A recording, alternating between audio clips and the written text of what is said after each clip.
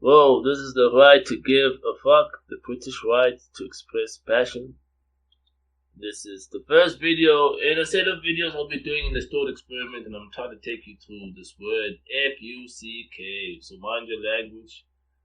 You'll find the Mind Your Language guide in the link. Download the dictionary. Pay attention. It's not quite a dictionary. It's really just a way of enabling you to be able to comprehend what is being said in the rightful context. So every word has a meaning. What meaning comes from the word generally is what we call connotation. Connotation is the generally accepted meaning of a word. But wise people, right, I'm sitting in my corner here and I'm thinking about this. Wise people are able to discern, are sharp enough to discern how words are used and derive the meaning from the way words are used. And the motherfucking Zulu language is about training human beings to do that. Right? Being able to get the principle of things and see how the principle is being applied. And by doing so, you know what is being meant by what is being said. So what I want to take you into is the supposed origins of the word F-U-C-K. I did my research. There is a dispute. The first thing that comes out is that F-U-C-K has nothing to do with fornication under the consent of the king. It comes from a Germanic word called Fokken, F-O-K-K-E-N, and it originated somewhere in the 1400s. What I will try to do, let me just try to check this out. Alright, so going into it, I had to go do a little bit of a check. Going into it, this is the defense, and I think I know where this defense comes from. So, for the sake of being as factual as possible, this is what they say is basically the rumor or the word in the street.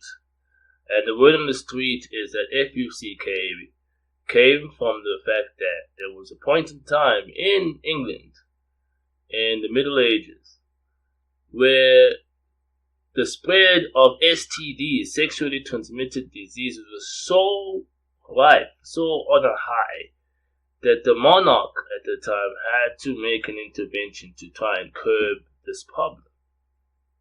Right? Try to curb this problem. And what they did was they forbade anybody found having sex with a woman or having sex outside of being able to produce a marriage certificate. Those people were jailed and probably executed. It was that bad. But now we have a problem in society because, like, England was a very unequal society. So we had your what we'd call your aristocrats, your nobles, the nobles. And now, obviously, when you see a noble needs to have the right to express his passions. If a nobleman sees a woman that he desires, he needs to have a facility to be able to express his passion. In my words, give a fuck. So there was a concession made. My bad. So give a fuck. So there was a concession made by the monarch. So despite the law of actually having to be killed or jailed for having sex outside of marriage, there was a concession. The concession is when you say, hey, let's make an exception. Let's make room for something else. Because we understand the nobles need to give a fuck. You know what I'm saying? So this is where the word came from. So now there was something. The concession was called fornication under the consent of the king. And I'm hearing this not only, the word in the street is not, as I would say, it's from a reliable source. It's from a man that was a English English coal miner that made his way to South Africa and became a Wits lecturer. And he's the man that's giving me this information when I'm at Wits a couple of years ago, about 10 years ago, a decade ago. And this is what we get to find out. The context was the fact that now when the nobles felt the need to express their passions outside of their actual legitimate marriages, they had to get certifications from the king at the time to say, you have the right to fornicate under the consent of the king. And supposedly, so this is not even like the brothels at the time. When you go into a brothel, there would be a certificate on the door that said FUCK. So the policemen inspecting buildings, right, if they heard somebody having sex in a room and they saw that sign FUCK, they would look at the certificate. Yes, it's sealed, signed by the king, so they are authorized to be having sex. If there's no FUCK on the doorpost and they're having sex, the police would have the right to impose and find out if these two people are having sex. If they are having sex outside of the marriage certificate, they would jail, kill, execute. So that's that real. So the right to express passion is the fundamental principle of the FUCK word. The right to impose yourself. So if I'm a man, I have sperm, semen in my ball sack, right? And I have testosterone. I see a woman that I like, and I'm driven by passion to desire her, right?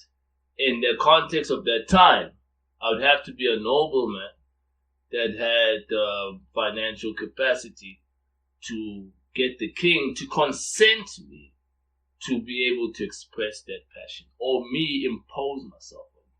Now, there's a disadvantage at this time.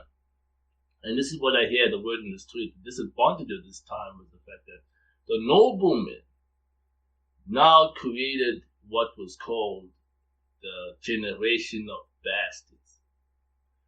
Because now the noblemen, what came with the FUCK was the fact that the noblemen, right, the noblemen had the right to impose themselves on women, have sex with women, but they were indemnified from the right of having to take care of the children that were born to them by these women.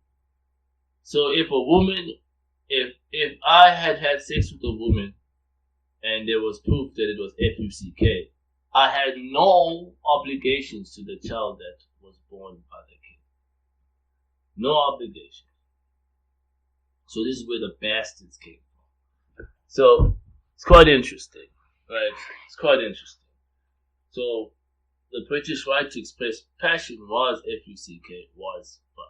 So, what I want to do in this thought experiment is take you from that point of view, from that level.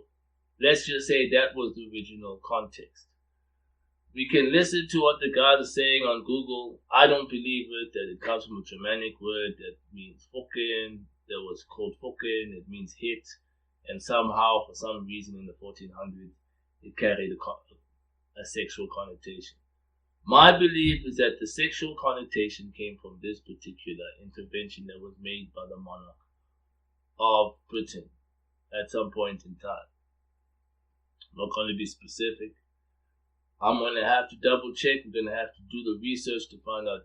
I'm sure that such an intervention happened, where the king said, we're going to concede or have a concession for the noblemen to be allowed to have sex outside of marriage. I'm sure there was a point in time where the monarch was like, no, we can't have people having sex outside of marriage because of all of the transmissions of sexual related diseases, so we need to be able to curb that. Let us crack down on anybody that's having sex and make sure that anybody caught having sex has a marriage certificate. Otherwise,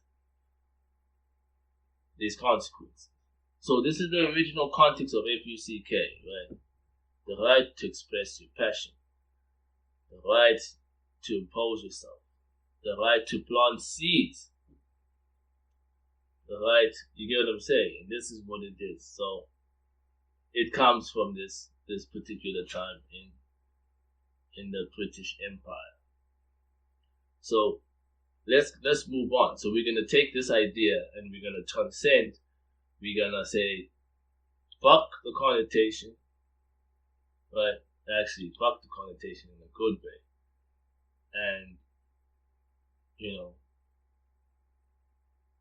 actually take the principle and apply it in a different context.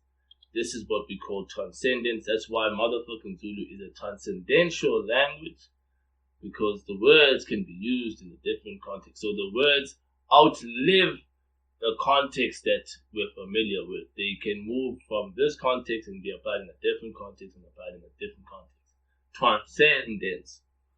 So if a human being transcends, I think the movie Avatar is an example of transcendence. Being able to exist as a man, exist as a blue man, exist as a